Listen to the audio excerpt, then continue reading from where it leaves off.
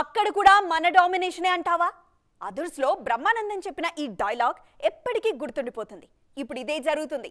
నిజమండి బాబు, బాలీవుడ్లోనూ మన జెండా ఎగురుతుంది. పాన్ ఇండియన్ మార్కెట్ ఓపెన్ అయ్యాక నార్త్ హీరోలకు నిద్ర పట్టకుండా చేస్తున్నారు మన హీరోలు. అదేలాగో ఈ ఎక్స్క్లూజివ్ స్టోరీ చూసేయండి, తెలుస్తుంది. పాన్ ఇండియన్ ట్రెండ్ మొదలయ్యాక బాలీవుడ్ హీరోలకు తెలియని వణుకు మొదలైపోయింది. వాళ్ల స్థానాన్ని మన హీరోలు కబ్జా చేస్తున్నారనే విషయం వాళ్ళకిప్పుడిప్పుడే అర్థమవుతోంది. అయినా కూడా వాళ్ళు ఏం చేయలేకపోతున్నారు. పైగా బాలీవుడ్ బడా దర్శకులు కూడా మన హీరోలే కావాలంటున్నారు. మన వాళ్లతోనే సినిమాలు ప్లాన్ చేస్తున్నారు. సౌత్ నార్త్ వర్కౌట్ అయ్యేలా పర్ఫెక్ట్ పాన్ ఇండియన్ సినిమా చెయ్యాలంటే టాలీవుడ్ స్టార్ హీరోలను మించిన ఆప్షన్ మరోటి బాలీవుడ్ దర్శకులకు కనిపించడం లేదు.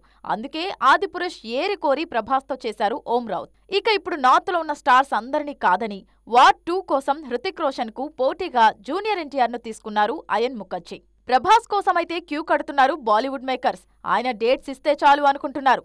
మరోవైపు అల్లు అర్జున్ పుష్ప పూర్తి చేస్తే ముంబైకి కిడ్నాప్ చేసేలా ఉన్నారు అక్కడి నిర్మాతలు.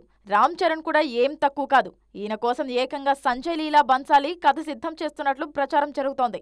11వ శతాబ్దపు రాజు సుహేల్ దేవ్ బయోపిక్ ను చరణ్ తో బన్సాలి ప్లాన్ చేస్తున్నట్లు తెలుస్తోంది. పీరియాడిక్ సినిమాలు చేయడంలో బన్సాలికి తిరుగులేదు. చరణ్ తోనూ ఇలాంటి భారీ పీరియాడిక్ మూవీనే ప్లాన్ చేస్తున్నారు ఈ దర్శకుడు. 10 ఏళ్ల కిందే జంజీర్ తో బాలీవుడ్ ఎంట్రీ ఇచ్చిన చరణ్ RRR తో మార్కెట్ పెంచుకున్నారు.